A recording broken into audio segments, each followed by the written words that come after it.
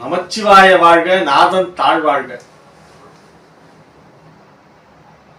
சிவராத்திரி வெள்ளிக்கிழமை மார்ச் 8.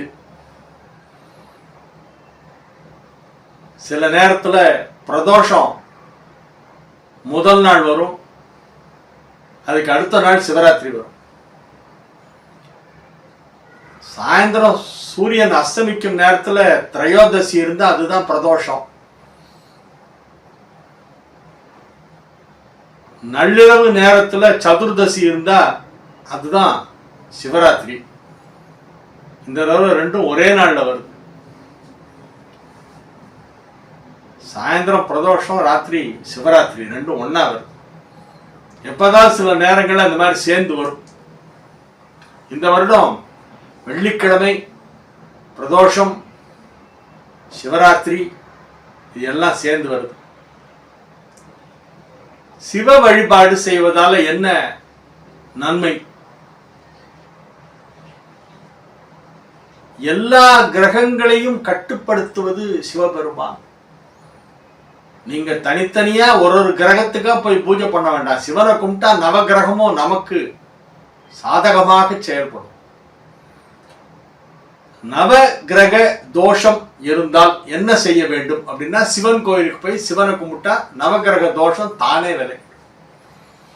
யார் சிவனை வழிபடுகிறார்களோ அவர்களை நவகிரகம் ஒன்றும் தீமை செய்யாது. சிவ வழிபாடு செய்பவர்களுக்கு அதிசயமான அனுகூலமான மிகப்பெரிய யோகத்தை கொடுப்பவன் சனீஸ்வரன். சனி பகவான் யாருக்கு அதிக நன்மை செய்வார்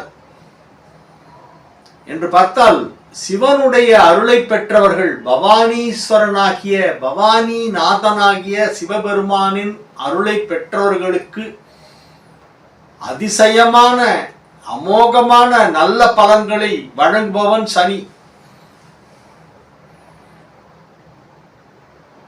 ஸ்ரீ முத்துசுவாமி தீட்சிதர் நவகிரக கீர்த்தனை அப்படின்னு பாடியிருக்கார். அதுல சனியை பற்றி பாடின பாடல் இருக்கு. அது ரொம்ப அருமையான ஒரு பாடல். திவாகர தனுச்சம் அப்படின்னு எதுகுல காம்போதி ராகத்திலே வரும். அந்த பாட்டுல இந்த தகவலை சொல்றார். பவானி ஈசனாகிய சிவபெருமானின் அருள் கடாட்சத்தை பெற்றவர்களுக்கு அதிசயமான சுபபலனை வழங்குபவன் என்று சனியை பற்றி அதிலே எடுத்து கூறப்படுகிறது.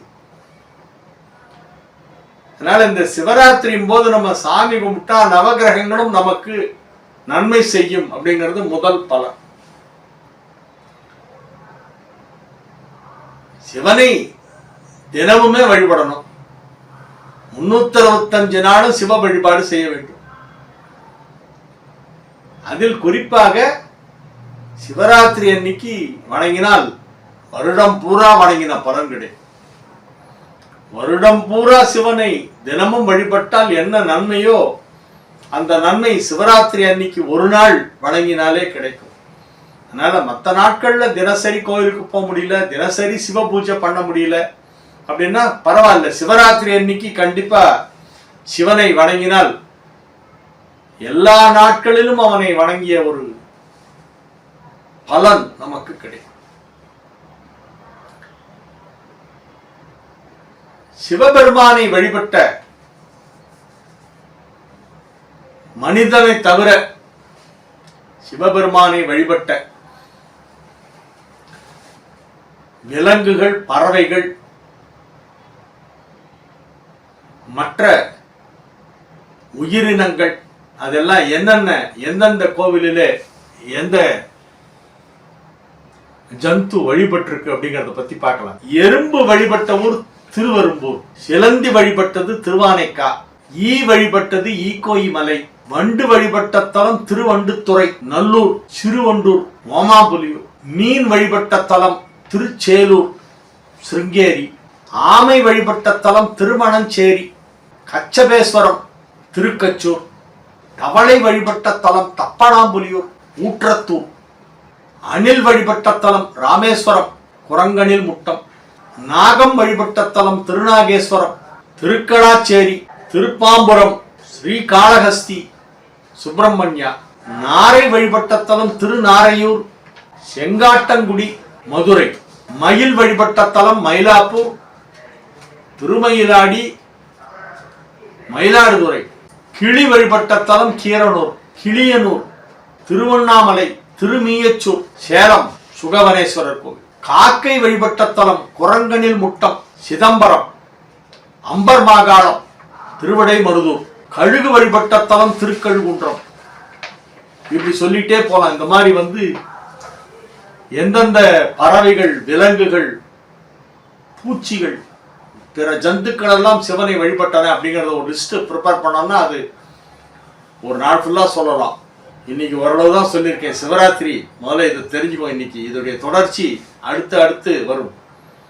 நாமும் சிவபெருமானை வழிபடுவோம். 6 அறிவு, 5 அறிவு, 4 அறிவு, 3 அறிவு உடைய பிற உயிரினங்களே சிவபெருமானை வழிபடும் போது 6 அறிவு கொண்ட மனிதனாகிய நாம் சிவனை வழிபட வேண்டாமா?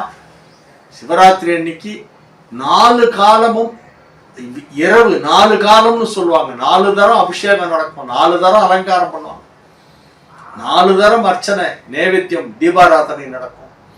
அதை முழுமையாக கண் விழித்து விடிய விடிய இரவு முழுவதும் ஓம் நமச்சிவாய, ஓம் நமச்சிவாய, ஓம் நமச்சிவாய என்று சொல்லி அந்த 5 எழுத்து மந்திரமான பஞ்சாட்சர மந்திரமாகிய ஓம் நமசிவாய என்னும் 5 எழுத்து மந்திரத்தை சொல்லி சிவபெருமானை நாம் வழிபடுவோம் சிவராத்திரி என்று சொல்லி விடைபெறுகிறேன்.